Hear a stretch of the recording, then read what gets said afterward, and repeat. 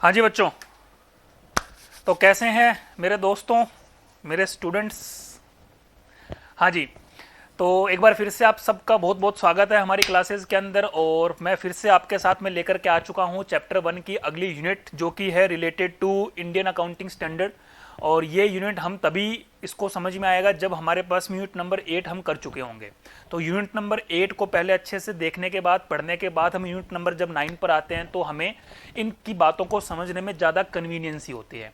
तो आइए बच्चों, हम आपके साथ में शुरू करते हैं मेरे फ्रेंड्स। और दिस इज़ द अगेन, अगर मैं देखा जाऊं तो करियर वाइज और आने वाले आपके जो लेवल्स है सीए के अंदर, उसके अंदर इस यूनिट का बड़ा इंपॉर्टेंस है।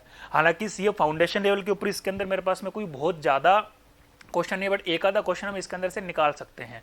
बट स्टिल अगर हम अब पढ़ने बैठ गए तो क्यों ना इसको अच्छे से पढ़ करके निपटाएं, ताकि हमारे पास में कुछ और जानकारी हमें मिल सके, क्योंकि CA is all about the knowledge and updations. ठीक है जी, स्टडी है अपनी जगह, बट नॉलेज होना बहुत जरूरी है एक अच्छा, एक क्वालिफाइड, एक बेहतर चार्टेड अकाउंटेंट बनने के लिए। तो उसके हम, और उसके वैसे भी हम उसके पहले लेवल पर हैं, तो हमारी लाइबिलिटी, हमारी रिस्पॉन्सिबिलिटी और ज़्यादा बढ़ जाती है, क्योंकि आने वाले लेवल्स जो है वो इसी पर डिपेंड करते हैं। नाम ही है फाउंडेशन, एक बेस बनता है हमारा। आइए जी, उस बेस के अंदर कुछ एड ऑन करते हैं और स्टार्ट करते हैं चैप्टर 1 की यूनिट नंबर 9। उससे पहले एक बार मैं फिर से आपको बता देना चाहता हूँ कि प्लीज़ इन वीडियोज़ को और अच्छे से समझने के लिए अपने आने और दोस्तों, अपने दोस्तों तक इनको और पहुंचाएं। और आप भी सब्सक्राइब करें, औरों को भी सब्सक्राइब करने के लिए बोले, बेल आइकन जरूर प्रेस करें, क्योंकि आने वाले दिनों में बहुत अच्छे अच्छे और क्वालिटेड वीडियोस, क्वालिटेड एजुकेशन की वीडियोस हम लेकर के आने वाले हैं, और फाउंडेशन, इंटर, 11 12 लेवल के लिए भी।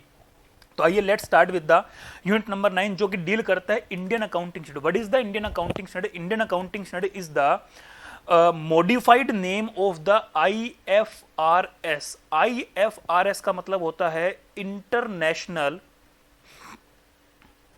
Financial reporting standard. ठीक है जी। अब क्या होता है, जैसे कि हमने आपके साथ में यूनिट नंबर 8 में पढ़ा था कि accounting standards are mandatory for preparation presentation of the financial statement, so that उनके अंदर एक यूनिफॉर्मिटी आती है उनके ट्रीटमेंट्स को लेकर के। अब वो यूनिफॉर्मिटी एएस को हमने फॉलो करके यूनिफॉर्मिटी तो ले, बट उसमें उस यूनिफॉर्मिटी में दिक्कत क्या कि वो यूनिफॉर्मिटी इंडिया लेवल पे आई है, क्योंकि all these accounting standards are applicable for the Indian companies. अब इंडियन कंपनीज में तो यूनिफॉर्मिटी आ गई, बट द पॉइंट इज कि मान लो कि हमारे इंडिया में बहुत सारी ऐसी कंपनीज है जो आउटसाइड इंडिया भी काम करती है, और आउटसाइड इंडिया की बहुत सारी कंपनीज ऐसी हैं जो इंडिया में काम करती हैं। अगर हम रिजिड हो जाएं कि नहीं, इंडिया के अंदर जो कंपनी है या जो इंडिया के बाहर की कंपनी है जो इंडिया से रिलेटेड है, उनको तो अकाउंटिंग स्टैंडर्ड ही फॉलो करने पड़ेंगे, या जो इंडिया की कंपनी और इंडिया के बाहर काम कर रही है तो वो तो इंडियन अकाउंटिंग स्टैंडर्ड फॉलो नहीं करेगी। फिर सो द पॉइंट इज की बड़ी दिक्कत आ गई कि अब हम इंडिया के अंदर तो यूनिफॉर्मिटी ले, बट इंडिया बाकी देशों के साथ में नहीं जुड़ पा रहा है, क्योंकि इंडिया अपने अकाउंटिंग स्टैंडर्ड फॉलो कर रहा है, बट इंडिया के बाहर जो बाकी का वर्ड है वो IFRS फॉलो कर रहा है, क्योंकि बाहर के जो अकाउंटिंग स्टैंडर्ड्स है उसको हमने नाम दे रखे इंटरनेशनल फाइनेंशियल रिपोर्टिंग स्टैंडर्ड्स। आपको मेरी बात समझ में आ रही है? तो दिक्कत क्या है, इंडिया के अंदर तो आपस में कंपनीज में यूनिफॉर्मिटी होगी, बट इंडिया की कंपनीज और बाहर की कंपनीज में यूनिफॉर्मिटी कैसे आए? अगर बाहर की कंपनी यहां पर आके काम करेगी तो हम तो बोलेंगे जी AS लगाओ, और बाहर की कंपनी बाहर कुछ और लगा रही है। अब वो आपस में कैसे कंपैरिजन करेगी? इंडिया की एक ब्रांच के अंदर AS लग रहे हैं, इंडिया की दूसरी ब्रांच में दूसरे अकाउंटिंग स्टैंडर्ड लग रहे हैं या IFRS लग रहे हैं, वो आपस की दोनों ब्रांचों कैसे कंपैरिजन करेगी? नहीं हो सकता। तो हम क्या करें, हमारे लिए, इंडिया के लिए, इंडिया क्या करे, पूरे वर्ड को बदलते कि नहीं सब लोगों को AS लगाने पड़ेंगे, या it is better to follow IFRS। बिल्कुल ठीक बात, ये ज्यादा बढ़िया है कि जो बार पूरे वर्ड में यूज हो रहा है, क्यों ना हम भी अब उन्हीं के साथ में जुड़ जाएं।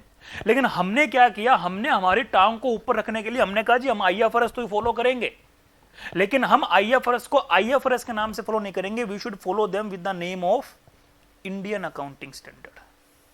हमने उसके साथ में अपना ठप्पा लगा दिया कि now we are following the Ind AS। तो धीरे धीरे आप पाएंगे कि हमारी कंट्री से AS को इंड AS रिप्लेस करने शुरू कर देंगे। हालांकि आपके फाउंडेशन लेवल पर आज की डेट में सिर्फ AS की बातें हैं और हल्की फुल्की इंड AS की बातें, वैसे तो दोनों ही नहीं है। इंटर लेवल पर जब आप जाएंगे तो आज की डेट में जो इंटर का सिलेबस है उसमें AS है, इंड AS नहीं है। हाँ, फाइनल लेवल पर जाकर के हमारे पास में इंड AS आ चुके हैं। तो मुझे उम्मीद है कि शायद जब तक आप इंटर लेवल पर जाएंगे तो शायद आपको भी इंड एस पढ़ने का मौका मिल जाएगा, but still this is the future of accounting. जो आईएफआरएस में लिखा गया हम उसी को फॉलो करें, बट द पॉइंट इज हम आईएफआरएस को एज इट इज फॉलो नहीं कर सकते। इसकी चर्चा मैंने आपके साथ में हल्की सी लास्ट क्लास में शुरू भी की थी कि हम एज इट इज आईएफआरएस को फॉलो नहीं कर सकते, because IFRS are prepared as per the outsides legal acts, वहां के कुछ कानून है उसके हिसाब से बना गया, तो वहां के कानून हमारे इंडिया में तो नहीं फॉलो होते। That means we have to follow the IFRS with some modifications as per the requirement of our Indian laws. तो उसी को आईएफआरएस को मॉडिफाई करके जो हमारे पास में रिजल्ट निकल कर आया उसको हमने नाम दे दिया Ind AS. Now that means now we are also on the path, ठीक है जी, हम भी उसी रास्ते पे चल रहे हैं जहां पर पूरा वर्ल्ड चल रहा है। तो ये अब है, इससे क्या होगा, बाकी कंट्रीज इंडिया में आकर के काम करने में खुद को कन्विंट समझे कि ठीक है वहां चलते हैं, वहां पर भी सेम ही काम हुआ है, सब कुछ सेम ही चलता है, और यहां से जब बाहर जाएंगे तो वो उनको भी कोई दिक्कत नहीं आएगी कंपैरिजन करने में, ठीक है जो इंडिया में चल रहा है वही हमें बाहर भी करना है, तो there is no issue at all. आइए जी पढ़ते हैं। तो इंडियन अकाउंटिंग स्टैंडर्ड क्या है? इंडियन अकाउंटिंग स्टैंडर्ड कुछ भी नहीं है, there is the convergence toward the global standard. जो हमारे पास में ग्लोबल स्टैंडर्ड है, इंडियन अकाउंटिंग स्टैंडर्ड कुछ भी नहीं है। हम क्या कर रहे हैं, हम भी ग्लोबल स्टैंडर्ड्स की तरफ कन्वर्जेंस लेकर के आ रहे हैं, हम भी खुद को कन्वर्ट कर रहे हैं, हम भी खुद को शिफ्ट कर रहे हैं toward the global accounting standards. इससे क्या होगा, इंडियन अकाउंटिंग स्टैंडर्ड से फाइनेंशियल स्टेटमेंट्स में ज्यादा ट्रांसपेरेंसी आएगी, ठीक है जी। Comparability of financial statement ultimate ये तो सेम ही रहेगा ना भैया, ये तो सेम ही रहेगी ना चीजें। जो एएस का ऑब्जेक्टिव था, एएस की इंपॉर्टेंस थी, वही ये भी इनकी, क्योंकि ये भी तो एएस ही हैं। फर्क क्या हुआ, वो हमारे खुद के द्वारा बनाए गए थे, ये हमने कॉपी पेस्ट किया with some modification as per the Indian laws. तो देयर इज ओनली कन्वर्जेंस, ठीक है जी। जो आईएफआरएस थे उनमें कन्वर्जेंस की, उसको नाम दे दिया Ind AS. Ind AS is the whole and sole replacement of the our desi accounting standard, मैं बोल सकता हूं, ठीक है। हाँ जी, तो हमारे पास में नीड क्या है, need of convergence toward the global standard. यही बात जो मैंने आपको बताई, यही बात इसमें लिखी गई है अंग्रेजी में। The last decade has witnessed A Siya changes, मतलब भारी चेंजेस हुए हैं in the global economic scenario, बहुत जबरदस्त चेंजेस हुए हैं ग्लोबल इकोनॉमिक सिनेरियो में। द इमरजेंस ऑफ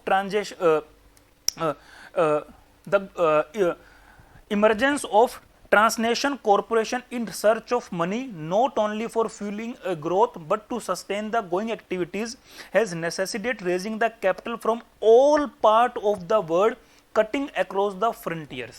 मतलब बिजनेस की बड़ी सारी मतलब बड़ी सारी रिक्वायरमेंट्स है, उन सब रिक्वायरमेंट्स को फुलफिल करने के लिए हमें खुद को खोलना पड़ेगा, हम खुद को रिस्ट्रिक्ट नहीं रह सकते, हमें दुनिया के हर कोने में जाकर के काम करना पड़ेगा, ठीक है जी। Each country has its own set of rules and regulation for the accounting and financial reporting। सबके अपने अपने नियम कानून हैं। Therefore, when an enterprise decided to raise capital from the market other than the country, मतलब खुद की country को छोड़ के, the rule regulation of the other country will apply। जिस कंट्री में जाके काम करोगे वहां के रूल रेगुलेशन फॉलो करना पड़ेंगे। This in turn will require that the enterprises is in a position to understand the differences between the rules governing financial reporting in the foreign country as compared to own country of origin। मतलब बड़ी समस्या है, पहले खुद के कानून नियम कानून सीखे, उनको फॉलो करना लगे, बाहर जाने की जरूरत पड़ी तो वहां पे जाकर सीखो, कहीं और जाएंगे तो वहां के नियम कानून सीखना पड़ेंगे, जीवन तो सीखने में निकल जाएगा, काम कब करेंगे, समझ आ रहा है। Therefore, translation and reinstatements are of the utmost importance in world. आज की डेट मतलब जब ये आए तब की बात कर रहा हूं, उस टाइम की सबसे मेन रिक्वायरमेंट की थी कि कुछ ऐसा हो जिससे यूनिफॉर्मिटी आए world wide, that is rapidly globalizing in all ways। In themselves also accounting standards and principle need to be robust. सब चीजों के साथ साथ अकाउंटिंग स्टैंडर्ड में भी हमें चेंजेस करने पड़ेंगे, so that the larger society develop disagree of confidence in the financial statement which are put forward by the. जिससे क्या होगा कि जो सोसाइटी है उनके सामने मतलब ठीक से चीजें निकल कर आए, उनके साथ में कोई भी धोखाधड़ी नहीं हो, चीजें एकदम क्रिस्टल क्लियर होनी चाहिए, ट्रांसपेरेंसी होनी चाहिए, उनके अंदर रिलायबिलिटी का रेशो हाई होना चाहिए, ट्रू एंड फेयर व्यू होनी चाहिए, बेटर प्रेजेंटेशन होनी चाहिए, ठीक है जी। तो international analyst and investor would like to compare the financial statement based on the similar accounting standard, वही जो मैंने आपको बताया। And this has led to the growing support for an internationally accepted set of accounting standard for cross border filings. इसके लिए क्या जरूरी है कि हम उन स्टैंडर्ड्स को फॉलो करें जो बॉर्डर की वजह से नहीं रुकते, मतलब सीमाओं से रिस्ट्रिक्टेड नहीं है वो, ठीक है ना, वो पूरे ग्लोबली सेम है, ताकि सब जगह के इन्वेस्टर्स उन चीजों को एक साथ रख करके कंपेयर कर सके। और वो तभी पॉसिबल है जब उन दोनों के अंदर या उन सब फाइनेंशियल स्टेटमेंट्स के अंदर यूनिफॉर्मिटी आएगी internationally. The harmonization of financial reporting around the world will help to raise the confidence of investors generally in the information they are using to make the decision and assess their risk। बिल्कुल ठीक बात है। क्या लिखा गया है कि ये जो हार्मोनाइजेशन होगा, ये जो यूनिफॉर्मिटी आएगी, इससे क्या होगा, जो इन्वेस्टर्स हैं वो फाइनेंशियल स्टेटमेंट्स को कंपेयर करके अपने डिसीजन ले पाएंगे एज ए इन्वेस्टर, और जो भी रिस्क उनके अंदर है उसको वो ठीक से असेस कर पाएंगे। Also strong need was felt, एक मतलब बहुत जरूरी ऐसा मतलब महसूस हुआ कि बहुत जरूरी है by the legislation to bring out some uniformity, rationalisation, comparability, transparency and adaptability in the financial statement. Ultimate motive तो यही है। Having a multiplicity of accounting standards around the world is against the public interest. If accounting for the same events and information produces different reported numbers depending on the system of standards that are being used, then it is self-evident that the accounting will be increasingly discredited in the eyes of those using the number। मतलब कुल मिलाकर के हमें मतलब पता चल गया कि this is the crux, ये हमारे पास में crux है बेटा, ठीक है जी। अगर ये नहीं होगा तो आप सोच सकते हैं कि हमारे पास में क्या क्या प्रॉब्लम्स हमें फेस करनी पड़ सकती है बेटे, ठीक है जी। तो आप इस पैराग्राफ को पढ़ सकते हैं। आगे लिखा गया है The convergence of financial reporting and accounting standard is a valuable process that contributes to the free flow of global investment, बिल्कुल free, and achieve substantial benefit for all the capital market stakeholders। अगर आप उनको ये छूट दे देंगे कि ठीक है आप कहीं भी जाकर के काम कर सकते हैं, कहीं भी जाकर के इन्वेस्ट कर सकते हैं, ठीक है जी, और हम भी वही पॉलिसीज फॉलो करें जहां पर जो बाकी पूरी कंट्रीज फॉलो कर रही हैं, तो वो यहां पर आने के लिए प्रमोट होंगे, ठीक है ना, वो यहां पर आने के लिए एनकरेज होंगे कि ठीक है वहां इंडिया में चल करके काम करते हैं। आप समझ रहे मेरी बात को। It improves the ability of the investors की to compare the investment on a global basis. अब वो कंपेयर कर सकते हैं कि इंडिया में इन्वेस्ट करें तो क्या रिटर्न आएगी, जापान में जाके इन्वेस्ट करें तो क्या रिटर्न। जो बड़े बड़े इन्वेस्टर्स हैं, जैसे कि जापान का सॉफ्टवेयर बहुत बड़ा इन्वेस्टर्स है, हमारे देश में टाटा बहुत बड़ा इन्वेस्टर्स है, जो बड़े बड़े एंटरप्रेन्योर्स के अंदर, छोटे बड़े सब के अंदर इन्वेस्टमेंट करते हैं, ठीक है जी। Thus lower the risk of the error on the judgment। अगर आपको पता हो तो अभी टाटा ने इन दिनों पिछले एक साल की अगर मैं बात करूं तो लगभग 117 कंपनी, 117 एंटरप्रेन्योर के अंदर अपना इन्वेस्टमेंट डाला है, अपन को उसने फंडिंग की है। कुछ इंडिया के अंदर भी है, कुछ इंडिया से बाहर भी है, ठीक है जी। It facilitate accounting and reporting for companies with global operations and eliminate some costly requirement से रीइंस्टेटमेंट ऑफ फाइनेंशियल स्टेटमेंट्स। ठीक होगी जी बात, ठीक है। तो प्लीज आप इसको पढ़ सकते हैं, आगे वही बातें दोबारा से लिखी गई है। International financial reporting standard as global standard, IFRS as global standard, with the view of achieving convergence toward the global reporting, the London based group namely the, यहां ध्यान रखना IASC, फिर से कुछ फुल फॉर्म्स आ गए, international accounting standard committee, responsible London, ध्यान रखना लंदन बेस्ड कंपनी है, IASC मतलब ग्रुप है, international accounting standard committee, responsible for developing IFRS, international IAS है अभी तक ये, international accounting standard was establish in June 1973। London में जून 1973 में कमेटी बनाएगी, इंटरनेशनल अकाउंटिंग स्टैंडर्ड कमेटी, जिसने इंटरनेशनल अकाउंटिंग स्टैंडर्ड्स बनाए, ठीक है जी। It presently known as international accounting standard board. अब इसका नाम इंटरनेशनल अकाउंटिंग स्टैंडर्ड बोर्ड कर दिया गया है, कहां से, इंटरनेशनल अकाउंटिंग स्टैंडर्ड कमेटी से। IASC comprises the professional accounting board, जैसे हमारे इंडिया में बनाया था वो ग्रुप बनाया था एक, उसी तरह से हमारा ग्रुप का बना था 1977 अकाउंटिंग स्टैंडर्ड बोर्ड, याद करो किसने बनाया था, council of ICI unit number 8 बेटा। IASC comprises the professional accounting bodies of over 75 countries, ठीक है जी, बहुत जबरदस्त बात है ये तो, इंक्लूडिंग हम भी हैं, प्राउड हो बेटा, प्राउड फील करो, Primarily, IASC was established in the public interest to formulate and publish the international accounting standards to be followed in the presentation of the audited financial statement. ठीक है जी. International accounting standards were issued to promote the acceptance and observations of international accounting standards worldwide. पूरे world के लिए बनाए गए, जिसमें 75 countries ने अपने अपने व्यूज दिए थे.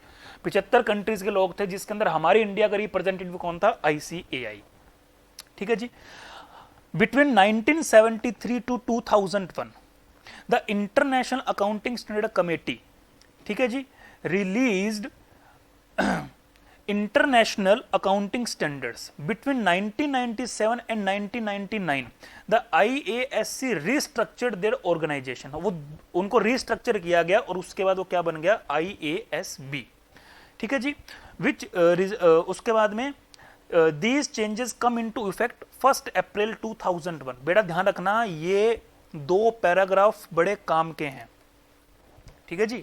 Subsequently, उसके बाद क्या हुआ? IASB issued statement about the current and future standard. IASB published its standard in a series of pronouncement called, उन्होंने क्या किया? जो जैसे कि कुल मिलाकर ये बात है कि जो हमारे पास में बेटे इंटरनेशनल अकाउंटिंग स्टैंडर्ड थे, उनका नाम हो गया IFRS, और जो international financial international accounting standard committee थी, उसका नाम हो गया इंटरनेशनल अकाउंटिंग स्टैंडर्ड बोर्ड. ये हुआ कब था? 1997 से 1999 के बीच में, बट ये एक्चुअल में इफेक्ट में कब आया? 2001, 1 अप्रैल 2001 में. However, IASB has not rejected the standard issued by IASC. उन्होंने रिजेक्ट नहीं किया. Those pronouncements continue to be designated as international accounting standard. उन्होंने उसी को ही फॉलो किया, बस उसमें चेंजेस किए. ठीक है जी. उसके बाद में क्या कह रहा है? The term IFRS comprises IFRS issued by IASB. ठीक होगी बात. International Accounting Standard issued by the IASC. ठीक है. Interpretation issued by the standard interpretation committee. ध्यान रखना, इंपॉर्टेंट टर्म है.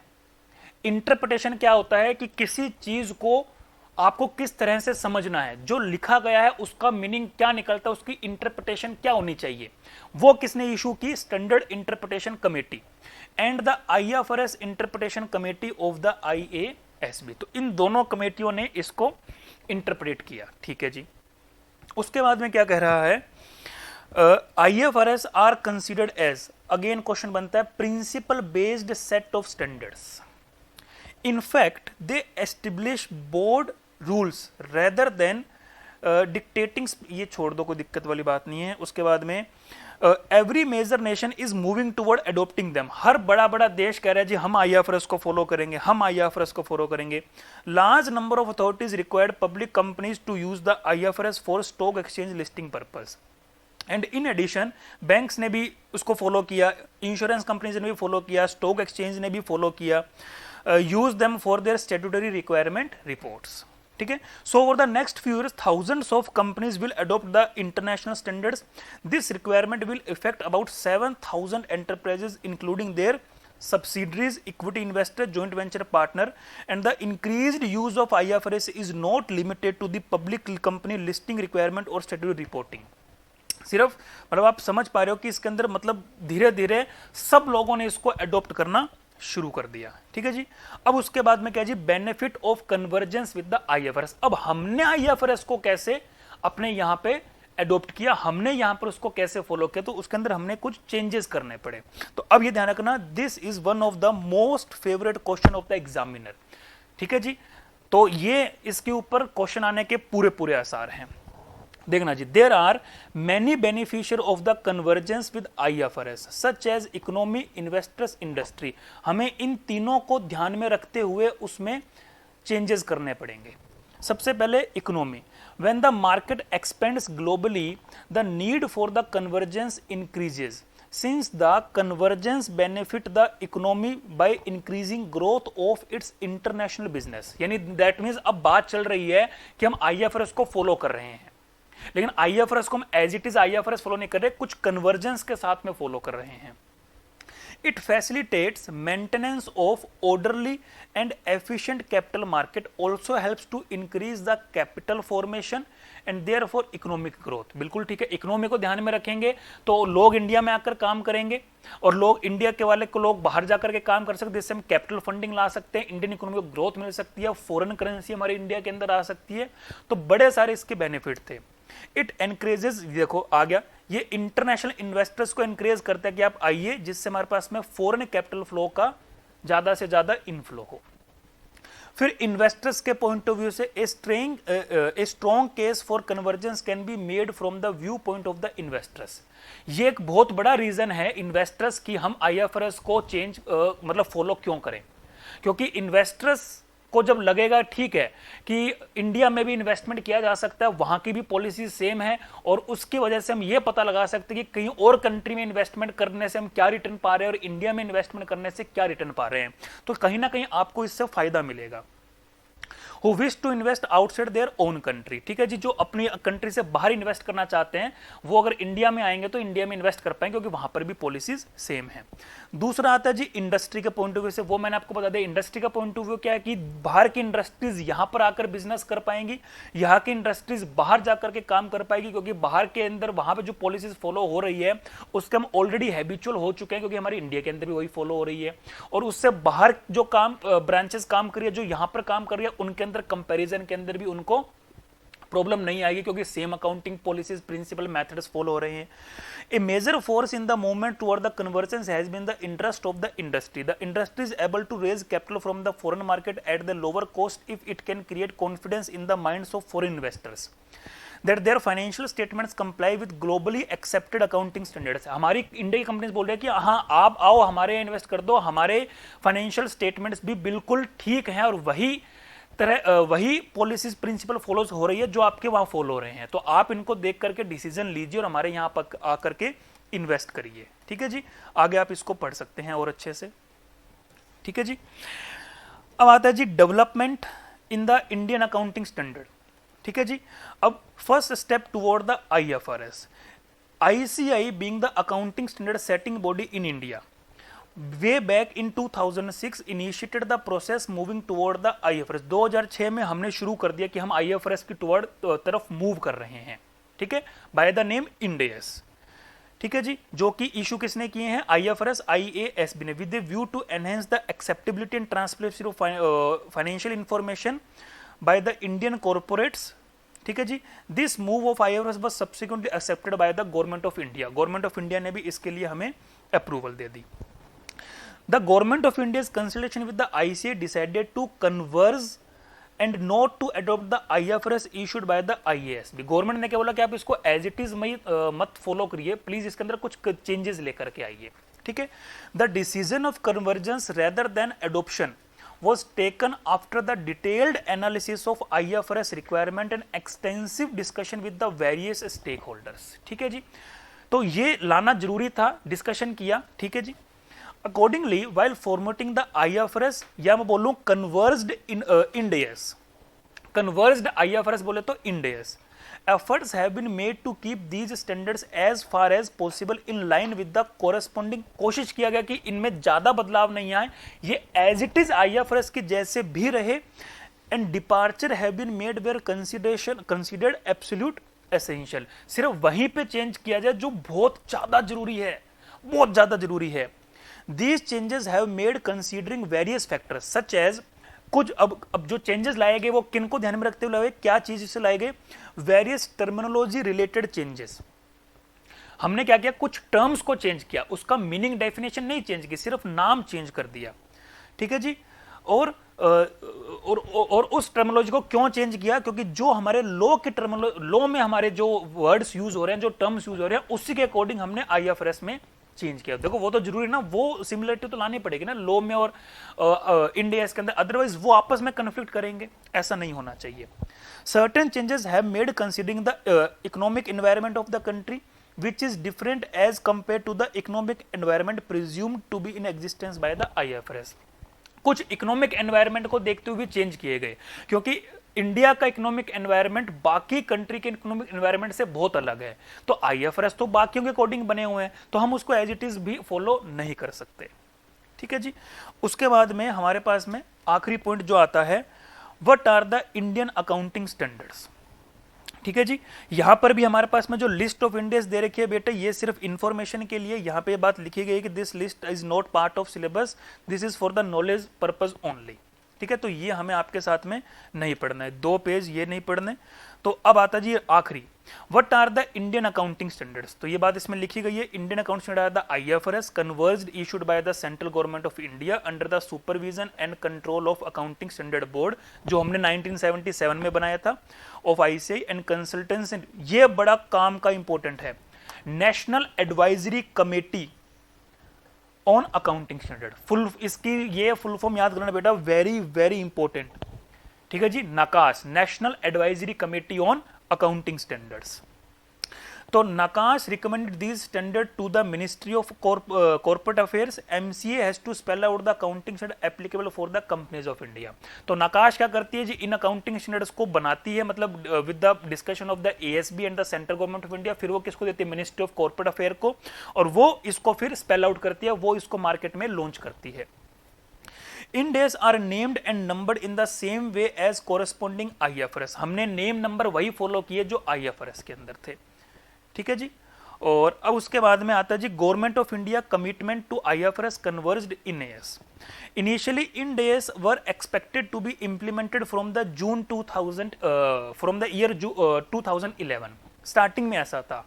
However keeping in the view the fact that certain issues, कुछ issues आए जैसे कि tax issues were still to be address, तो एमसीए ने क्या बोला, उसको पोस्टपोन कर दिया। फिर जुलाई 2014 में finance minister of India at that time Shri Arun Jaitley ji is in budget speech announced an urgency to convergence the existing accounting standard with the international financial reporting standard through Ind AS by the Indian companies। फिर जुलाई 2014 में अरुण जेटली ने अपने finance speech में बोला कि IFRS को converge करो, इंड एस लाओ, और उससे जो पुराने एएस है उनको रिप्लेस करवाओ, और सारी कंपनीज को बोलो कि फॉलो करें। Pursuant to the above announcement, उसके बाद क्या हुआ, various step have been taken to facilitate the implementation of convergence in AS। उसके बाद में बड़ी सारी फैसिलिटीज दी गई, क्योंकि कुछ भी चीज नया आता तो उसको अडॉप्ट करना इतना मुश्किल नहीं होता, इतने सालों से ट्रेडिशनल मेथड्स फॉलो करते आ रहे थे, उनको सडनली चेंज करना, तो हमने कुछ फैसिलिटीज देना स्टार्ट किया। Moving in this direction, MCA has issued companies Indian accounting standard rule 2015। उन्होंने कंपनीज एक्ट में बदलाव के लिए companies Indian accounting standard rule 2015 लेकर के आए। ठीक है जी। Covering the revised road map of the implementation of Ind AS, कि कैसे आपको इंप्लीमेंट करने हैं, उसका रिवाइज्ड मैप लेकर के आए। फॉर कंपनीज अदर देन, अच्छा सिर्फ कंपनीज के लिए, उनमें किसके ऊपर ये फॉलो नहीं करना था, बैंकिंग कंपनी में फॉलो नहीं करना था, इंश्योरेंस कंपनी को फॉलो नहीं करना था, non banking financial corporation NBFCs को फॉलो नहीं करना था। ठीक है जी। And Indian accounting standards. ठीक है जी। Ind AS for the companies, इन कंपनीज को छोड़कर बाकी सबको फॉलो करना था, banking company, insurance company, NBFC. As per the notification, Ind AS जो shall be implemented on voluntary basis from 1 April 2015। लो जी, हमने 1 अप्रैल 2015 से बोल दिया कि जिन कंपनीज को, मतलब वॉलेंट्री, हमने उनको ऑप्शन दे दिया कि जो कंपनी चाहे वो उसको फॉलो करे, हमने आपको वॉलेंट्रीली ऑप्शन दे दिया। एंड मैंडेटरी फ्रॉम 1 अप्रैल 2016, 1 साल का एक तरह से उनको टाइम दे दिया कि अब 1 साल ट्रायल मोड में चलो, जिसको फॉलो करना करो, जिसको नहीं करना मत करो, लेकिन 1 अप्रैल 2016 से तो ना चाहते हुए भी फॉलो करना पड़ेगा। लेटर ऑन इन 2016, ठीक है जी। उसके बाद में similarly banking and insurance company, उसके बाद में क्या हुआ, जो बाकी की बची हुई कंपनीज थी उनके लिए हमने एक सेपरेट रोड मैप इशू किया for implementation of Ind AS for banking and insurance company respectively. तो हमने बैंकिंग कंपनीज के अलग रोड मैप इशू किया कि आपको इंड एस कैसे फॉलो करने हैं, इंश्योरेंस कंपनीज के लिए अलग रोड मैप इशू किया कि आपको कैसे फॉलो करने हैं, लेटर ऑन इन द 2016। ठीक है जी। तो इसी के साथ बेटा हमारे पास में आपका ये वाली यूनिट भी कंप्लीट होती है। तो प्लीज मेरा आप सब बच्चों से ये बहुत बहुत निवेदन है कि आप इसको एक बार दोबारा से अपने मटेरियल से पढ़ लीजिएगा। और उसके बाद में इसके हमारे पास में जो भी क्वेश्चंस है ऑब्जेक्टिव है और जो सब्जेक्टिव क्वेश्चन है, please all do attempt all these questions given in the ICA material. फिर से बोल रहा हूँ, ICA study material is must for the C examination to crack in the first attempt, और हम उसको बहुत स्ट्रिक्टली फॉलो करते हैं। तो चलिए बच्चों, आज के लिए इतना ही, बाकी चर्चाएं करते हैं नेक्स्ट क्लास में। बहुत बहुत धन्यवाद, thank you so much, tata bye bye, good luck.